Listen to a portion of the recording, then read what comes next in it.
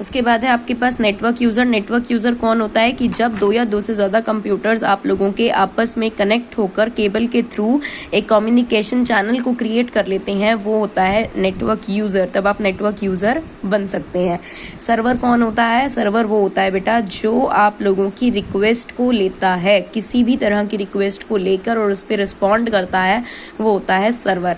और work stations क्या होती हैं? जब आपके बहुत सारे पावरफुल कंप्यूटर्स आपस में कनेक्ट हो जाते हैं एक सर्वर में, उसको कहते हैं वर्क स्टेशंस। उसके बाद आपके पास टाइप्स ऑफ नेटवर्क में आता है local area network. Local area network में आप लोगों के क्या है, लोकल एरिया नेटवर्क में यानी कि बहुत सारे, जैसे एक बिल्डिंग है, उस सारे बिल्डिंग्स के कंप्यूटर्स आपस में अटैच कर देना। घर में अगर एक या एक से ज्यादा कंप्यूटर्स हैं उनको अटैच कर देना। सारे स्कूल्स के कंप्यूटर्स को अटैच कर देना।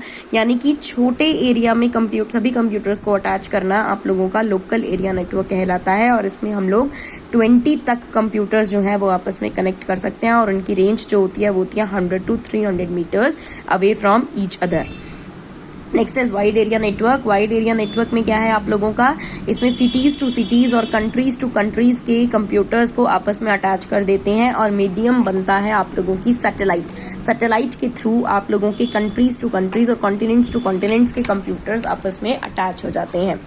मैन है आप लोगों का metropolitan area network. Metropolitan area network में राज्य क्या है कि मेट्रोपॉलिटन सिटीज जो है आप लोगों की दिल्ली, गुड़गांव, फरीदाबाद, एनसीआर रीजन्स जितने भी हैं, मेट्रोपॉलिटन सिटीज हैं जो, उनके अलग अलग ब्रांचेस, अलग अलग फैक्ट्रीज के कंप्यूटर्स आपस में अटैच होना आप लोगों का मेट्रोपॉलिटन एरिया नेटवर्क कहलाता है। पर्सनल एरिया नेटवर्क में क्या है आप लोगों के, पैन मतलब जो आप लोग ब्लूटूथ के थ्रू या फिर हॉटस्पॉट वाईफाई के थ्रू अपने डिवाइसेस को जब आप लोग किसी के भी इंटरनेट कनेक्शन के साथ अटैच करते हैं, स्मार्टफोन्स को, लैपटॉप्स को अटैच करते हैं, तो वो आप लोगों का पर्सनल एरिया नेटवर्क कहलाता है।